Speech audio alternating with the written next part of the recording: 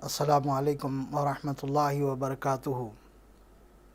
الحمدللہ رب العالمین والعاقبۃ للمتقین والصلاة والسلام علی سید الانبیاء والمرسلین، اما بعد۔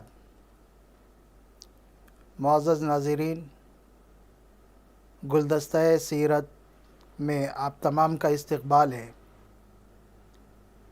نبی اکرم صلی اللہ علیہ وسلم کی حیات مبارکہ ساری کی ساری احادیث کی کتابوں میں موجود ہے۔ اگر ہم نبی اکرم صلی اللہ علیہ وسلم سے متعلق کوئی بھی چیز تلاش کریں تو ہمیں آسانی سے مل جائے گی۔ اگر ہم اللہ کے رسول صلی اللہ علیہ وسلم کی عبادت جاننا چاہیں تو آپ کی عبادت کے سارے احوال احادیث میں موجود ہیں۔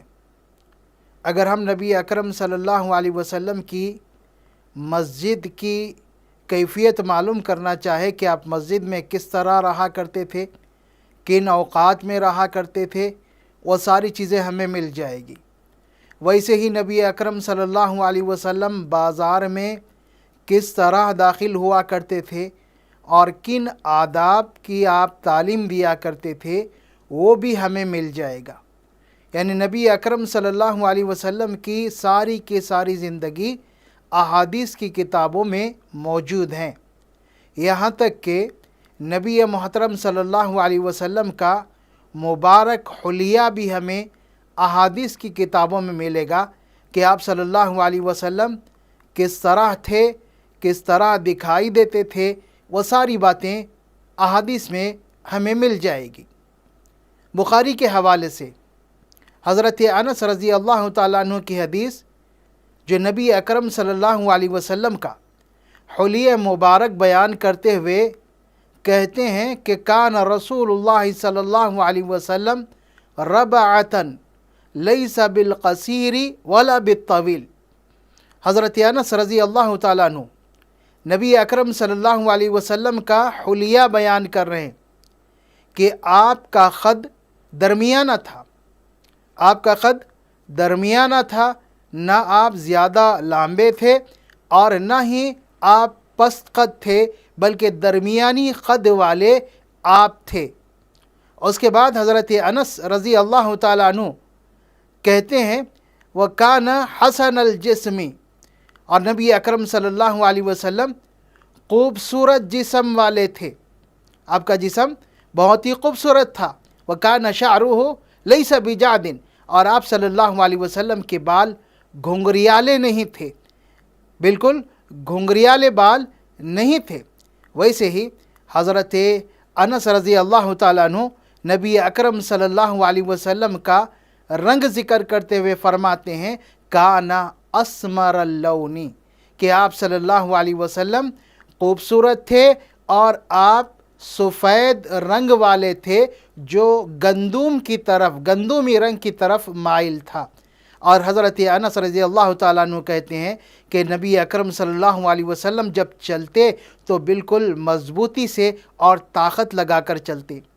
تو اس حدیث مبارک میں حضرت انس رضی اللہ تعالیٰ عنہ نے نبی اکرم صلی اللہ علیہ وسلم کا حلیہ بیان کیا۔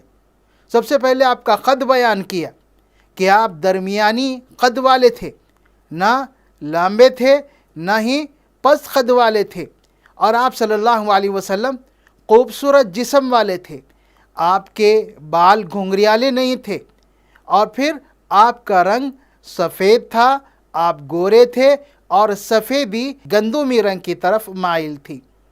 ویسے ہی نبی اکرم صلی اللہ علیہ وسلم کی خوبصورتی اور آپ کا حلیہ بیان کرتے ہوئے صحابہ کرام رضی اللہ تعالیٰ عنہم اجمعین نے مختلف انداز میں آپ کے حلیے کا ذکر کیا۔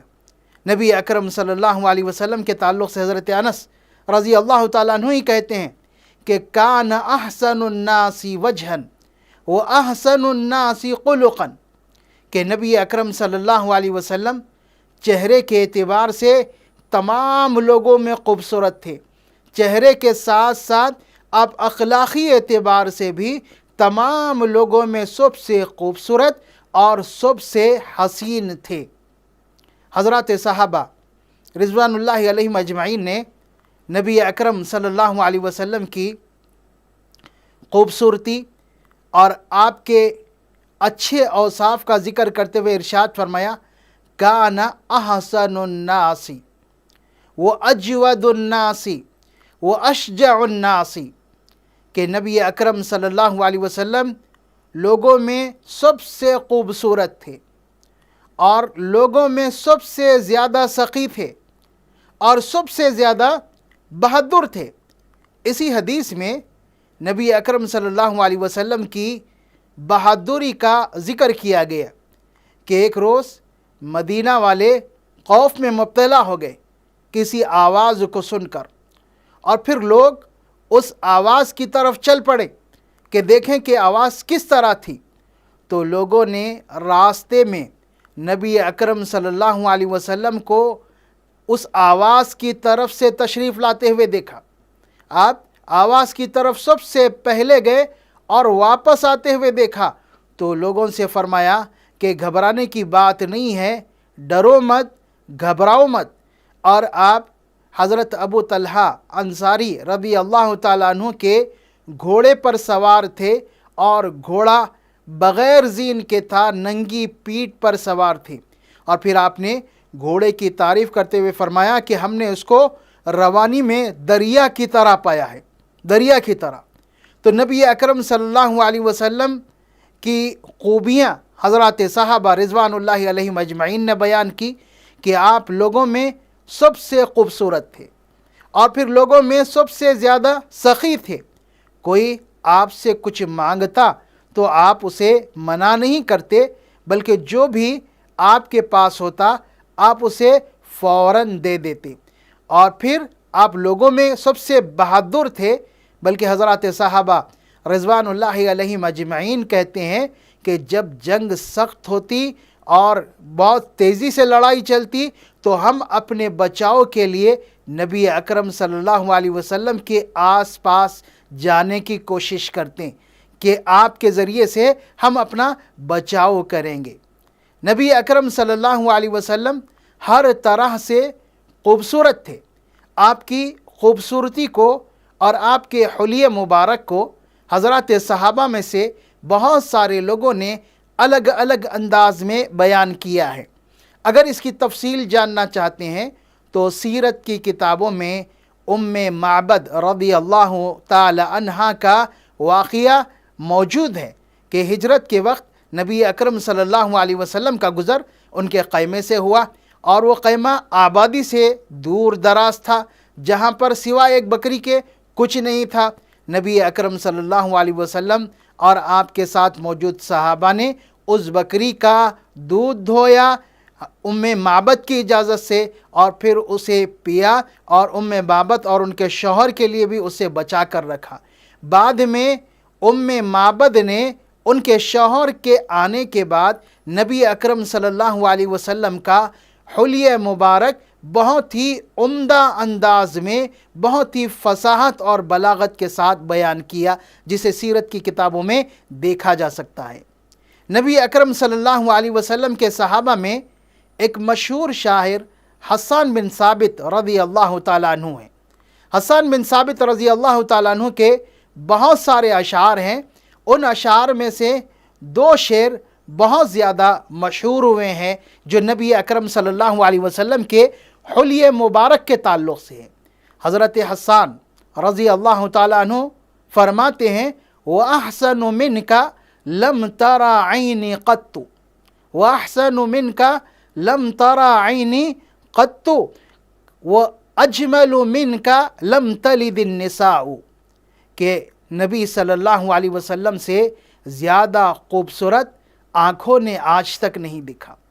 آج تک آنکھوں نے نبی اکرم صلی اللہ علیہ وسلم سے زیادہ خوبصورت نہیں دیکھا، بلکہ عورتوں نے ایسے بچے کو جنا ہی نہیں جو آپ سے زیادہ خوبصورت ہو۔ پھر اس کے بعد حسان بن ثابت رضی اللہ تعالیٰ عنہ کہتے ہیں کہ خلقت مبرئا من کل عیب، خلقت مبرئا من کل عیب کأنک قد خلقت کما تشاء، کہ آپ ہر عیب سے پاک پیدا کیے گئے ہیں، گویا آپ اس طرح پیدا کیے گئے ہیں جس طرح آپ چاہتے ہیں۔ تو حسان رضی اللہ تعالیٰ عنہ نے بھی آپ کا حلیہ مبارک بیان کیا اور بہترین انداز میں بیان کیا۔ ایک صحابی سے آپ کے حلیے کے تعلق سے پوچھا گیا تو جواب میں انہوں نے کہا کہ میں نے آپ سے پہلے آپ سے زیادہ خوبصورت نہیں دیکھا اور آپ کے بعد بھی آپ سے زیادہ خوبصورت نہیں دیکھا۔ تو نبی اکرم صلی اللہ علیہ وسلم سے محبت کا تقاضا ہے کہ نبی اکرم صلی اللہ علیہ وسلم کا حلیہ مبارک جاننے کی کوشش کریں۔ اللہ تبارک و تعالی ہمیں عمل کی توفیق عطا فرمائے۔